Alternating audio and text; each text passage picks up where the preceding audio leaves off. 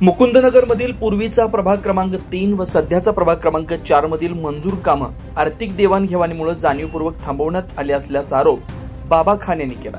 प्रभाग क्रमांक 3 मध्ये नागरी सुविधा पुरवण्याकरता शासन निधीतून विविध विकास कामं मंजूर झाली।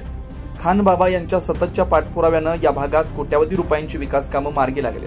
मात्र येत्या काही महिन्यांवर येऊन ठेपलेल्या महानगरपालिका निवडणुकीच्या पार्श्वभूमीवर बाबा खान यांच्या विरोधात निवडणुका लढवण्यासाठी इच्छुक उमेदवार जाणीवपूर्वक प्रभाग क्रमांक 3 मधील विकास कामं रखडवण्याचा प्रयत्न करत असल्याचं दिसून येत आहे। महानगरपालिकेच्या अधिकाऱ्यांशी आर्थिक देवाणघेवाण करून प्रभाग क्रमांक 3 मधील जवळपास 90 लाख रुपयांच्या अंतर्गत रस्ते, काँक्रिटीकरण, ड्रेनेज लाईन सारखे विविध विकास कामं जाणीवपूर्वक थांबवण्यात आले। सर्व कामांची वर्क ऑर्डर असून तसेच अनामत रक्कम भरून सुद्धा सदर कामांना महानगरपालिका परवानगी देत नसल्याचे आरोप बाबा खान यांनी केले। सदर प्रकरणासंदर्भात बाबा खान यांनी महानगरपालिका आयुक्तांकडे निवेदनाद्वारे तक्रार केली। प्रभाग क्रमांक 3 मधील रखडलेली विकास कामं करण्यास तात्काळ मंजुरी द्यावी, अन्यथा महानगरपालिकेत तीव्र आंदोलन करण्यात येईल असा इशारा सुद्धा बाबा खान यांनी यावेळी बोलताना दिला।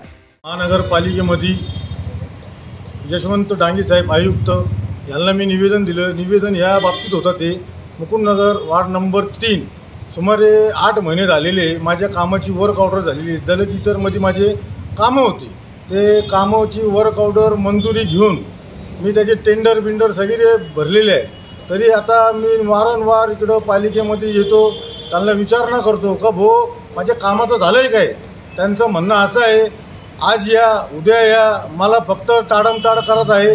या महानगरपालिकेमध्ये इंजिनियर, सिटी इंजिनियर जे आहे, जे क्लर्क आहे, यांनी कोणाकडून आर्थिक घेवाण केलेलं आहे। यांनी पैसे पाणी खाऊन माझ्या कामाला हुक लावलेलं आहे। आणि जे हुक ज्यांनी लावलं, जे इच्छुक उमेदवार आहे, मला माहीत आहे त्याला ते कोण आहे, त्याला माझ्या विरुद्ध उमेदवारी करायची आहे।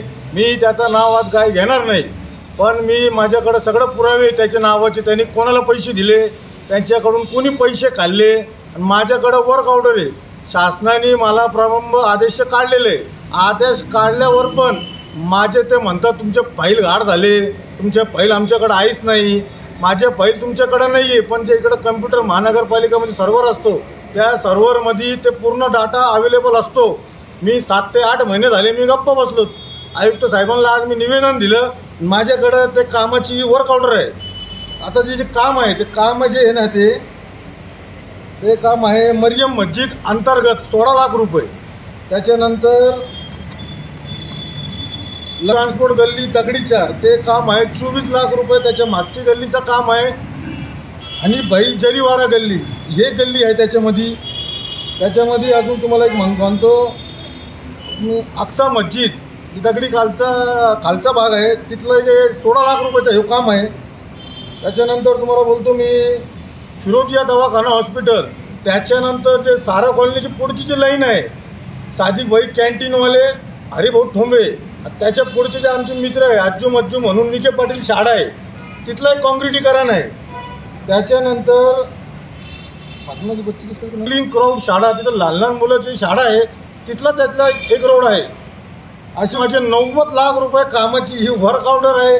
त्याच्यानंतर वर्क ऑर्डर झाली, त्याच्यानंतर आम्ही डिपॉझिट भरलेले, हर कामाचे जे पैसे जे आहे 34,000, कोणाचे 50,000, सुमारे हे जे पैसे हे आम्हाला आमच्या खिशातून भरावं लागतात।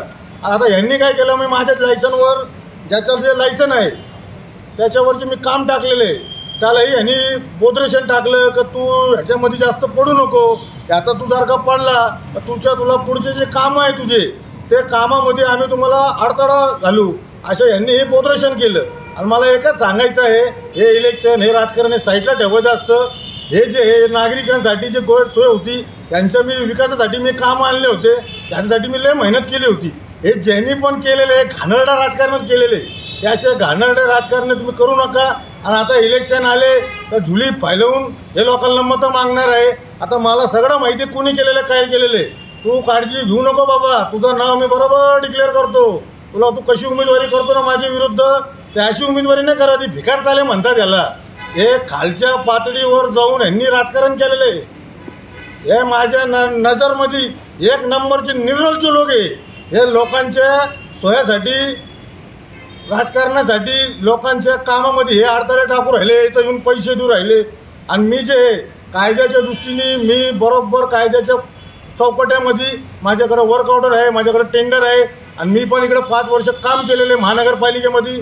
मी याच्यापूर्वी पण कमीत कमी 4-5 कोटी रुपयाचे कामं केले. ह्याच्यामध्ये आता मला काय करायचं काय नाही, जेवढा मला ह्याच्यामध्ये खोलमध्ये जाता येणार मी नागरिकांसाठी जाणार आहे.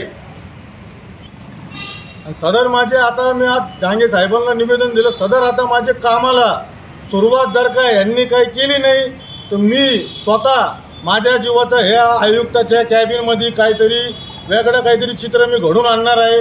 आणि ह्याचा जे काही जबाबदार असेल याला सिटी इंजिनियर आणि आयुक्त साहेब राहणार आहे. मी नागरिकांसाठी जे मला पाऊल उचलता येईल मी तेव्हा पाऊल उचलणार आहे.